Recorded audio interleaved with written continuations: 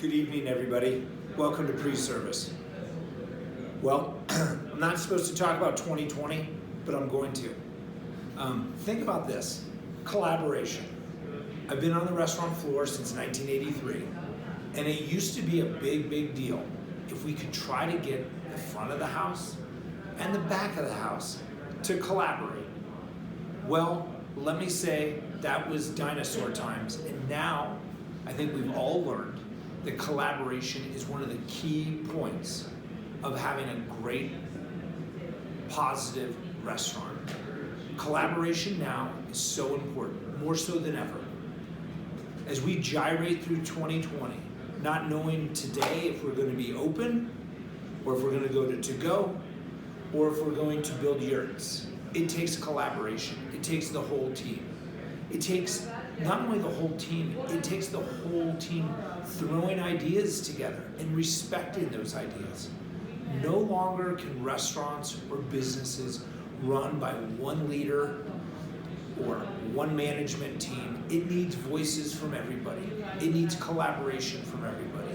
You need to be able to listen to a dishwasher if he has a better idea of prepping garlic, to go into your maitre d' who has another idea of seating your dining room at 25%. All deals are on, and we need to collaborate with all of those ideas.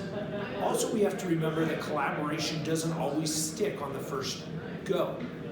We might need to collaborate, find out that the idea or the dream that we thought of might not work, have to take apart that dream and add collaboration again on top of it to get it across to the finish line that we need.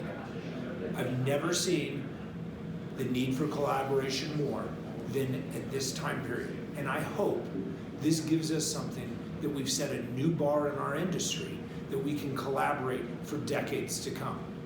And then we get through this, and through that collaboration, anything's possible. I want to give a story and a reference about teamwork.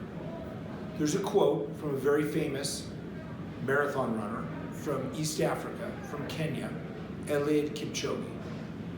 He's considered by many to be the greatest of all time. I know that's a term that gets thrown around a lot, but let's just put it in perspective. He won his first world championship 17 years ago, and he's still winning 17 years later. He, Eliud Kipchoge, has a quote, 100% of me is nothing compared to 1% of a team working together. And you might scratch your head and say, why would a marathon runner, who I guess runs solo, needs to collaborate? Well, he is the king of collaboration. This last winter, I saw an Instagram post from a famous Kenyan American runner, Bernard Lagat, who has also won multiple middle distance world championships. He himself is a great runner, but how in awe he was when he traveled to train in Kenya with Eliud Kipchoge's team. Eliud and his athletes, they cook dinner together, they wash the car together, they clean the toilets together, they clean the building together. These are some of the greatest athletes of all time, but they're so humble to collaborate together. And with each day, they get stronger and stronger together to become one of the greatest running groups that anyone has ever seen. What do we need to be able to collaborate? Well, we need some tools in our toolbox. We need, one, the ability to listen, and to listen to everybody. That's tool number one. Tool number two, the ability to dream. Dream when things are negative, dream when things are positive.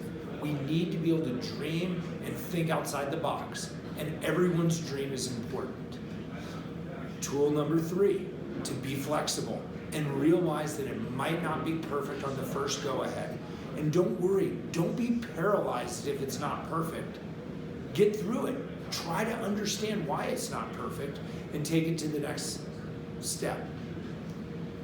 And then the last toolbox is, remember, teamwork makes dream work.